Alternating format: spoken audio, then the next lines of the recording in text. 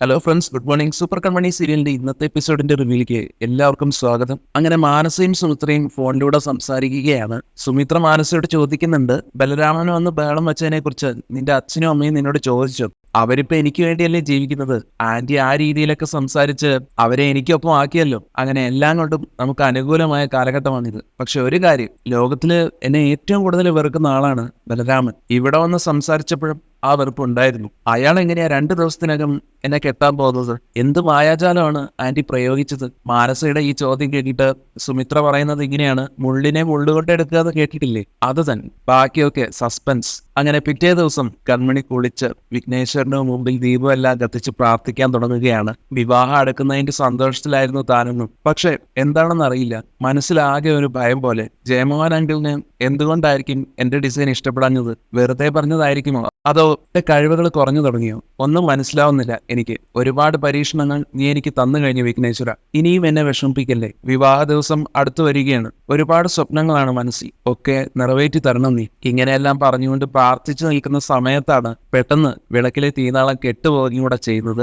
അതുകൂടെ ആയപ്പോ കൺമണിക്ക് കൂടുതൽ ആശങ്ക തോന്നിപ്പോവുകയാണ്. ഏതായാലും പ്രാർത്ഥിച്ചു കഴിഞ്ഞ് വരുമ്പോ ഗോകുൽ അതാ സങ്കടപ്പെട്ട് നിൽക്കുന്നു. ഗോകുൽ കരഞ്ഞുകൊണ്ട് നിൽക്കുന്ന കാണുമ്പോ നിന്റെ സങ്കടത്തിന്റെ കാരണം എന്താണെന്ന് ചോദിക്കുന്ന കൺമണിയോട് അത് തുറന്നു പറയുന്നില്ല ഗോകുൽ. കൺമണിയാണെങ്കിലും പിന്നീട് ഗോകുലിനോട് പിണങ്ങുന്നുണ്ട്. സാധാരണ എല്ലാ കാര്യങ്ങളും കൺമണിയുമായിട്ട് പങ്കുവെക്കാറുള്ള ഗോകുല് ഇത്തവണ കരഞ്ഞുകൊണ്ട് നിൽക്കുന്നത് കാണുമ്പോൾ കൺമണിക്ക് സങ്കടമാവുകയാണ് ആ കാഴ്ച കണ്ടിട്ട്. തുടർന്ന് കൺമണി വീണ്ടും ഗോകുലിന്റെ അടുത്ത് ചെന്നിട്ട് ചോദിക്കുകയാണ്, എടാ നിനക്ക് എന്ത് പറ്റി? ഗോകുലിന്റെ സങ്കടം ഇതാണ്, അപ്പ പോയി കഴിഞ്ഞാൽ, കല്യാണം കഴിഞ്ഞ് പോയി കഴിഞ്ഞാൽ താൻ ഇവിടെ ഒറ്റയ്ക്കാവും. ഗോകുൽ അത് പറഞ്ഞപ്പോ കൺമണി തിരിച്ചു പറയുന്നത് ഇങ്ങനെയാണ്, സത്യം പറഞ്ഞാൽ നീ കരയുന്നത് കണ്ടപ്പോ എനിക്ക് സന്തോഷമാണ് തോന്നുന്നത്. എന്നെ ഇത്രയും ഇഷ്ടപ്പെടുന്ന ഒരാളുണ്ടല്ലോ. പിന്നെ അപ്പ ഇവിടുന്ന് പോകുന്ന കാര്യം, കല്യാണം കഴിഞ്ഞാൽ കുറച്ചു ദിവസം കൃഷ് സാറിന്റെ വീട്ടിൽ നിൽക്കും. പിന്നെ അവിടെ ഇവിടെയുമായിരിക്കും ഞാൻ നിൽക്കാൻ പോകുന്നത്. നിന്നെ ഒറ്റയ്ക്കാക്കിയിട്ട് ഞങ്ങൾ മാറില്ല, നിന്നെ മറക്കുകയില്ല. എന്നാൽ ഗോകുൽ പറയുന്നത് അപ്പൊ അവിടെ തന്നെ നിന്നാ മതി, അപ്പൊ കൃഷ് സാറിന്റെ കൂടെ നിൽക്കുന്നത് തന്നെയാണ് എനിക്കിഷ്ടമെന്ന്. പിന്നെ കല്യാണം എത്രയും പെട്ടെന്ന് നടത്താൻ ഞാൻ എന്തുമാത്രം പ്രാർത്ഥിച്ചു. പക്ഷെ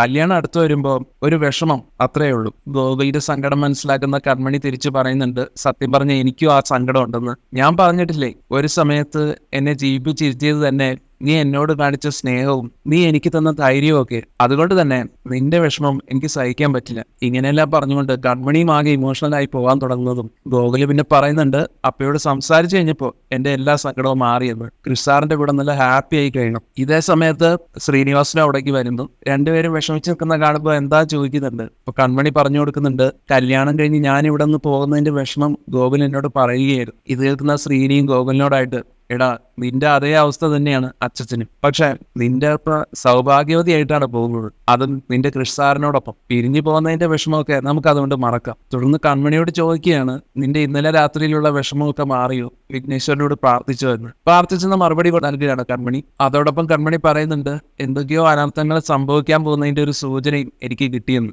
അതറിയുന്നതും ശ്രീനിയും ഗോകുലും ആണെങ്കിലും ടെൻഷൻ ആവുന്നുണ്ട്. എന്നാൽ ശ്രീനി ഗോകുലിനെ സമാധാനിപ്പിച്ചോട്ട് പറയും, അവള് വെറുതെ പറയുന്നതാണ്, നീ ടെൻഷൻ ആവണ്ട കേട്ടോ. അതേസമയം ബലരാമനാണെങ്കിൽ ഭാഗ്യശ്രീയെ തട്ടിക്കൊണ്ടുപോയ ആളുടെ ഫോൺ കോളും കാത്തു നിൽക്കുകയാണ്. അയാൾ എന്താണ് വിളിക്കാത്തത്? ഇനി ഞാൻ അങ്ങോട്ട് വിളിക്കണം. ഭാഗ്യശ്രീയുടെ അവസ്ഥ എന്തായി കാണും? ഇതിന്റെയൊക്കെ പുറകില് ആ മാനസ തന്നെയാണോ, അതോ അമ്മയുടെ പ്ലാൻ ആയിരിക്കും? അമ്മയുടെ ശത്രുവായിട്ട് ഇയാൾ ഇനി അഭിനയിച്ചതായിരിക്കുമോ? ഇങ്ങനെയെല്ലാം ആലോചിച്ച് നിൽക്കുന്ന സമയത്താണ് ഭാഗ്യശ്രീയെ തട്ടിക്കൊണ്ടുപോയ ആളുടെ കോള് ബലരാമന് വരുന്നത്. വീഡിയോ കോൾ അറ്റൻഡ് ചെയ്യുന്നതും അയാൾ ചോദിക്കുകയാണ്, എന്റെ കോളിന് വേണ്ടി നീ കാത്തിരിക്കുകയായിരുന്നല്ലേ, തീരുമാനം എന്തായി? ബലരാമൻ പറയുന്നുണ്ട്, ഞാൻ ആലോചിച്ചു, പക്ഷെ നിങ്ങൾ ആരാണ്, ആരുടെ ആളാണ് എന്നൊന്നും എനിക്കറിയില്ല. മിക്കവാറും മാനസ തന്നെയായിരിക്കും നിങ്ങളുടെ പുറകിൽ, അല്ലേ? അല്ലെങ്കിൽ സുമിത്ര എന്ന എന്റെ വളർത്തമ്മ. ഒരു കാര്യം, നിങ്ങൾ ആവശ്യപ്പെടുന്ന എന്തും ഞാൻ തരാം. പക്ഷെ മാനസയെ മാത്രം വിവാഹം കഴിക്കാൻ എന്നെ നിർബന്ധിക്കരുത്. അവൾ വഞ്ചകയെ, നിങ്ങളെക്കാൾ വലിയ ക്രിമിനലാണ് അവൾ. എന്റെ കുടുംബത്തിനെ നശിപ്പിക്കാനായിട്ടാണ് അവൾ എന്നെ കല്യാണം കഴിക്കണമെന്ന് പറയുന്നത്. അതുകൊണ്ട് നിങ്ങൾ മാനസയോടൊന്ന് സംസാരിക്കുക, അവളോടൊന്ന് പറയുക, അവളുടെ എന്താഗ്രഹം ഞാൻ സാധിച്ചു തരാമെന്ന്. എന്നാൽ ഇത് കേൾക്കുന്ന മുഖം കൂടി ധരിച്ച ആ ഗുണ്ടയാകട്ടെ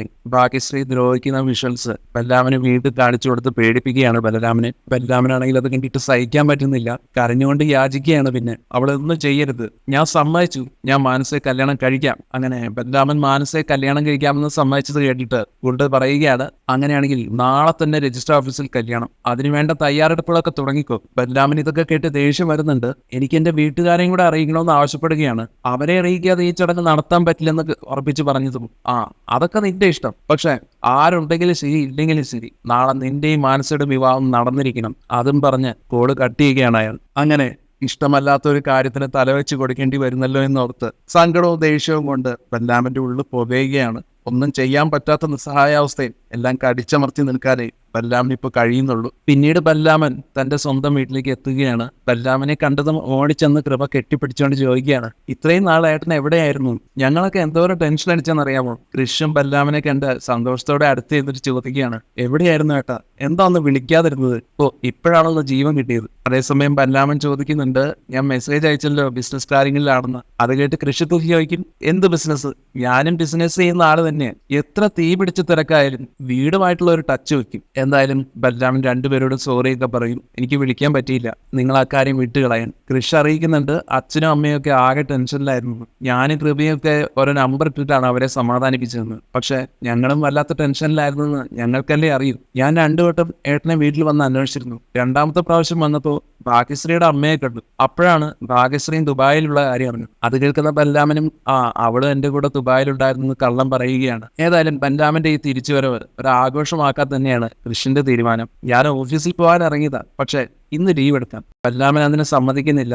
ഓഫീസ് കളഞ്ഞിട്ടുള്ള ഒരാഘോഷവും വേണ്ടെന്നും. അതുകൊണ്ട് കൃഷ്ണയുടെ ഓഫീസിലേക്ക് ചെല്ലാൻ തന്നെ നിർബന്ധിക്കുകയാണ് ബല്ലാമൻ. ഞാൻ കുറച്ചു ദിവസം ഒന്ന് മാറി നിന്നത് ഇത്ര വലിയ സംഭവമാക്കിയോ എന്നൊക്കെ ചോദിക്കുന്ന ബല്ലാമനോട്, ഏട്ടൻ ഞങ്ങൾക്ക് വലിയ സംഭവം തന്നെയാണെന്നാണ് കൃഷിക്ക് മറുപടി. അപ്പോഴേക്കും കൃപ സുജാതയെ വിളിച്ചുകൊണ്ട് വരികയാണ് ബല്ലാമന്റെ അടുത്തേക്ക്. സുജാതയും ബല്ലാമനെ കണ്ട് പരിഭവത്തോട് ചോദിക്കുകയാണ്, എന്താടാ ഇത്? നിനക്ക് അച്ഛനെ അമ്മയൊന്നും വേട്ടേ? ബല്ലാമൻ സുജാതയോടും സോറി പറഞ്ഞിട്ട്, നിങ്ങളുടെ എല്ലാം ഈ സ്നേഹവും സങ്കടവും ഒക്കെ കാണുമ്പോൾ എന്റെ മനസ്സ് നിറയുകയാണെന്നും എല്ലാവരുടെ ഉള്ളിലും എനിക്കൊരു സ്ഥാനം ഉണ്ടല്ലോ എന്നൊക്കെ ഇമോഷണലായി പറയുന്ന ബല്ലാമിനോട് സുജാത പറയുകയാണ്, സ്ഥാനം ഉണ്ടോന്നോ? നീ ഞങ്ങളുടെ മോൻ തന്നെയല്ലേ? കൃഷിന്റെ കൃപയുടെ ഏട്ടനല്ലേ? പിന്നെ എന്തിനാ നീ ഇങ്ങനെയൊക്കെ പറയുന്നത്? ആ പറഞ്ഞതിനും ബല്ലാമൻ സോറി പറയുകയാണ് സുജാതയോട്. പറഞ്ഞത് ഞാൻ പിൻവലിച്ചു എന്ന് പറഞ്ഞാൽ സുജാതയെ ഹാപ്പി ആക്കുന്നുണ്ട്. എന്തായാലും ഏട്ടന്റെ ഈ തിരിച്ചുവരവ് നമുക്കൊന്ന് ആഘോഷിക്കണമെന്ന് കൃഷി വീണ്ടും പറഞ്ഞപ്പോൾ ബല്ലാമൻ കൃഷ്ണനോട് പറയുന്നത് ഇങ്ങനെയാണ്, ഞാനിപ്പോ ഒരു ആഘോഷത്തിന്റെ മാനസികാവസ്ഥയിലൊന്നും അല്ല കൃഷ്, നമുക്കതൊക്കെ പിന്നെയാക്കാം. ബല്ലാമന്റെ തീരുമാനം അങ്ങനെ ആയതുകൊണ്ട് കൃഷും പിന്നെ അതിനോട് യോജിക്കുകയാണ്.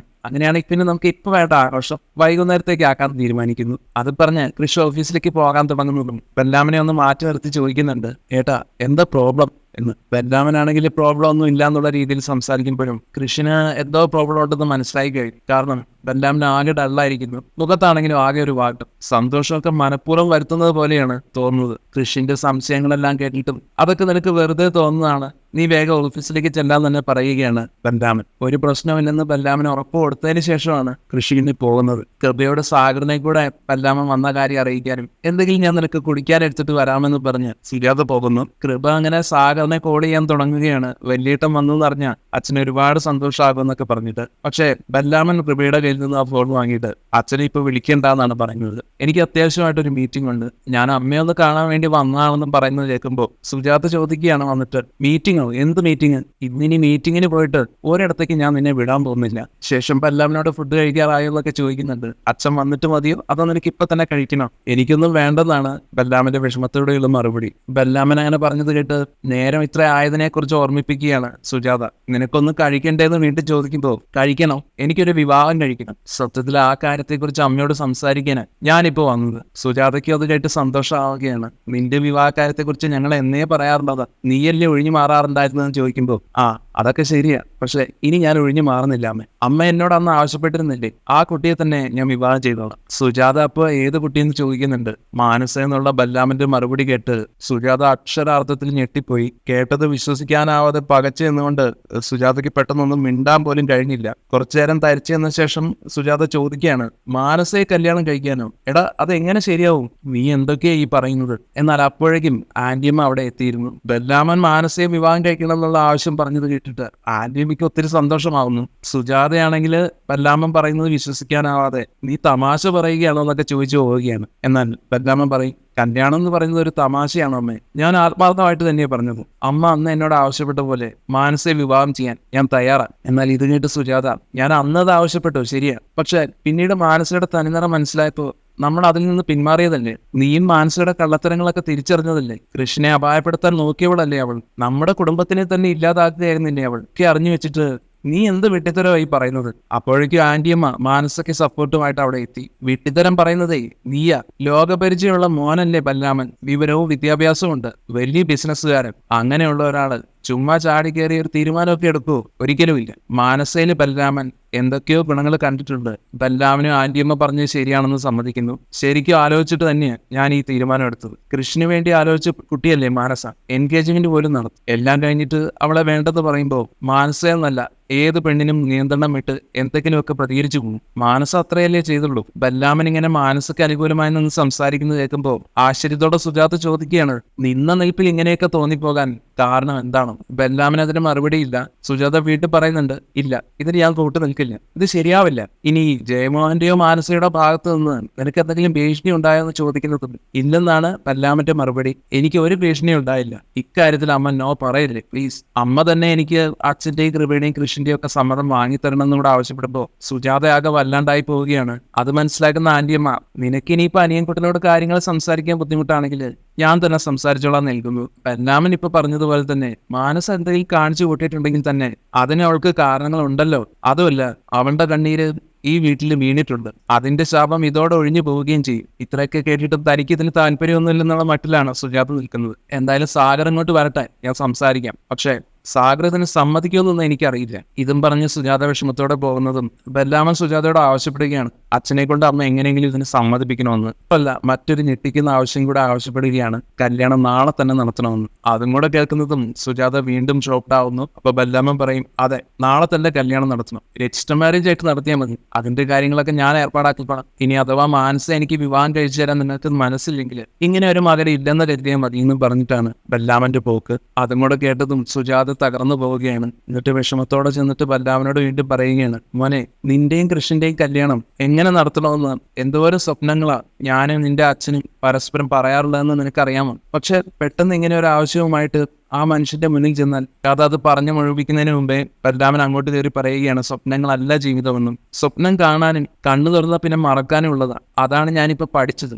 ജീവിതം അങ്ങനെയല്ല എന്നുള്ളത്. ഇത്രയും പറഞ്ഞുകൊണ്ട് ബലരാമൻ നിരാശയോടെയും വിഷമത്തോടെയും പോകുകയാണ്. പിന്നീട് മനോജ് കൺമണിയെ വിളിക്കുകയാണ്. കൺമണി മനോജിനോട് സംസാരിച്ചു കഴിഞ്ഞ് ശ്രീനിക്കും കൊടുക്കുകയാണ് ഫോൺ. അച്ഛനെ വിളിച്ചിട്ട് തനിക്ക് കിട്ടിയില്ലെന്നും അതുകൊണ്ടാണ് കൺമണിയെ വിളിച്ചതെന്നും മനോജ് പറഞ്ഞപ്പോ, എന്റെ ഫോൺ അകത്തിരിക്കുകയായിരുന്നു. പിന്നെ മോനെ, ക്യാഷിന്റെ കാര്യം എന്തായി? നീ എന്നാ എത്തുന്നത്? കല്യാണത്തിന് കുറച്ച് ദിവസമേ ഇനിയുള്ളൂ. കാര്യങ്ങളൊന്നും ആയിട്ടില്ല. ഞാൻ പറഞ്ഞല്ലോ, ഡ്രസ്സ് എടുക്കാനുള്ള തുക അമ്മായിമാര് തന്നിട്ടുണ്ട്. സ്വർണത്തിന്റെ കാര്യമാണെങ്കിൽ ധനലക്ഷ്മി തരും. എന്നാൽ ധനലക്ഷ്മി സ്വർണം തരാമെന്ന് പറഞ്ഞത് തനിക്ക് പൂർണ്ണമായിട്ടും വിശ്വസിക്കാൻ പറ്റുന്നില്ലെന്നാണ് മനോജ് ശ്രീനിയോട് പറയുന്നത്. അതിനെന്തെങ്കിലും ചതയുണ്ടാവാൻ സാധ്യത ഉണ്ടെന്ന് ഓർമ്മിപ്പിക്കുന്നു.